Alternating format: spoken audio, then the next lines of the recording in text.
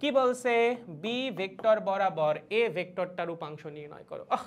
বলো B vector বরাবর এ vector রূপাংশ কত হবে? প্রথম কথা, বি ভেক্টর বরাবর এ রূপাংশ মানে হচ্ছে এ cos থিটা কোন দিক বরাবর, বলো মান বের করলে হবে না কিন্তু ডিরেকশনও লাগবে। কোন দিক বরাবর? বি বরাবর, তার মানে হচ্ছে বি বরাবর একটা একক ভেক্টর লাগবে, তার মানে B vector divided by B ভেক্টরের মান। বলো এ cos থিটাকে কিভাবে লেখা যায়? A dot B divided by V multiplied by B vector divided by B এর মান। ওকে, সহজ একদম। তাহলে খেয়াল করে দেখেন আমার এখানে আছে কি, আমার আছে হচ্ছে A dot B. A dot B মানে হচ্ছে আই এর সাথে আই গুণ করো কত হবে 2, জে এর সাথে জে গুণ করো কত হবে 6, কে এর সাথে কে গুণ করো কত হবে -5। নিচে বি এর মান কত? দেখো বি এর মান তোমার সরাসরি বের করা লাগবে না, নিচে কি আছে বি স্কোয়ার্ড আছে। কি আছে? বি স্কোয়ার্ড মাল্টিপ্লাইড বাই হচ্ছে বি ভেক্টর। এভাবেই রাখো, সমস্যা নাই।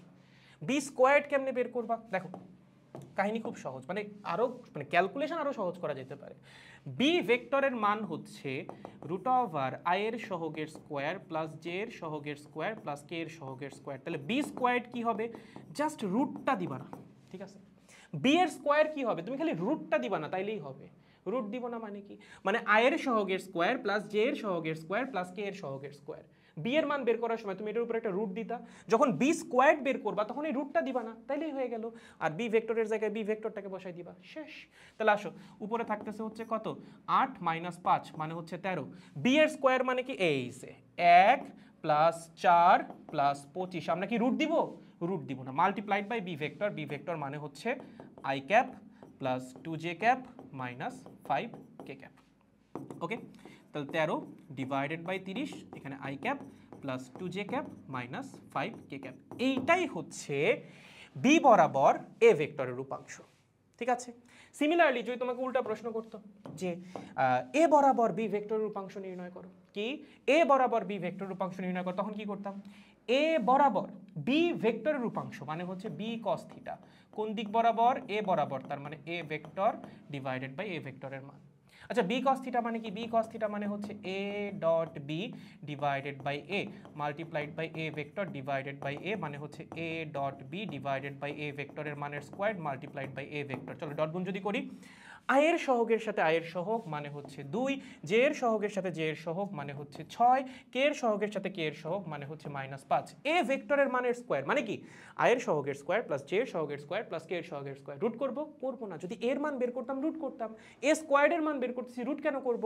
তাহলে চলো এখানে আসবে হচ্ছে কত 4 + 9 প্লাস হচ্ছে 1 মাল্টিপ্লাইড বাই এ ভেক্টর কোনটা 2i cap plus 3j cap plus হচ্ছে কে ক্যাপ।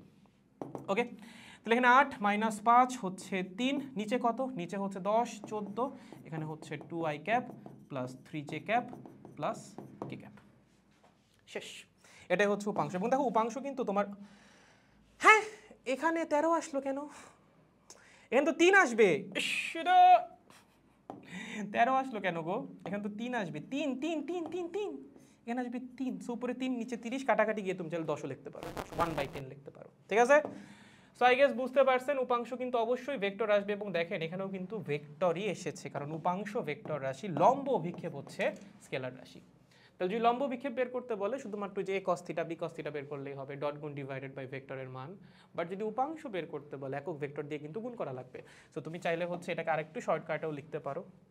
যেমন তুমি এটাকে কিভাবে লিখতে পারো, এটাকে তুমি লিখতে পারো হচ্ছে A dot B divided by A ভেক্টরের মানের square multiplied by A vector. চাইলে এভাবে লিখতে পারো, বাট আমি এটাকে প্রেফার করি না। তুমি ক্যালকুলেশন করার সময় এভাবে কইরো, বাট লেখার সময় এভাবে লেখাটাই বেটার, তাহলে তোমার মাথায় থাকবে। কারণ যেই বরাবর উপাংশ সেই বরাবর একক ভেক্টর দিয়ে তোমার গুণ করা লাগবে। তো তোমার যদি বলে এ বরাবর উপাংশ, তোমার নেওয়া লাগবে এ বরাবর একক ভেক্টর মানে এ ভেক্টর ডিভাইডেড বাই এ ভেক্টরের মান। যদি বলে বি বরাবর উপাংশ, বি বরাবর, সেক্ষেত্রে তোমার নেওয়া লাগবে বি বরাবর একক ভেক্টর মানে B vector divided by P ভেক্টরের মান। সো তুমি চাইলে এটাকেও এভাবে লিখতে পারো যে A dot B divided by B squared multiplied by B vector. But আমি প্রেফার করব এটা হচ্ছে তুমি যখন ক্যালকুলেশন করবা তখন এভাবে ক্যালকুলেশন করো, বাট লেখার সময় এভাবে লেখো, ভুল হওয়ার সম্ভাবনা কম হবে, ঠিক আছে? যদি বুঝে থাকেন ডট গুণের 14 গোষ্ঠী শেষ ভাই, এর বাইরে ডট গুণ থেকে কোনো প্রশ্ন হওয়াই সম্ভব না। যাও, এর বাইরে ডট গুণ থেকে আসলেই কোনো প্রশ্ন হওয়া সম্ভব না।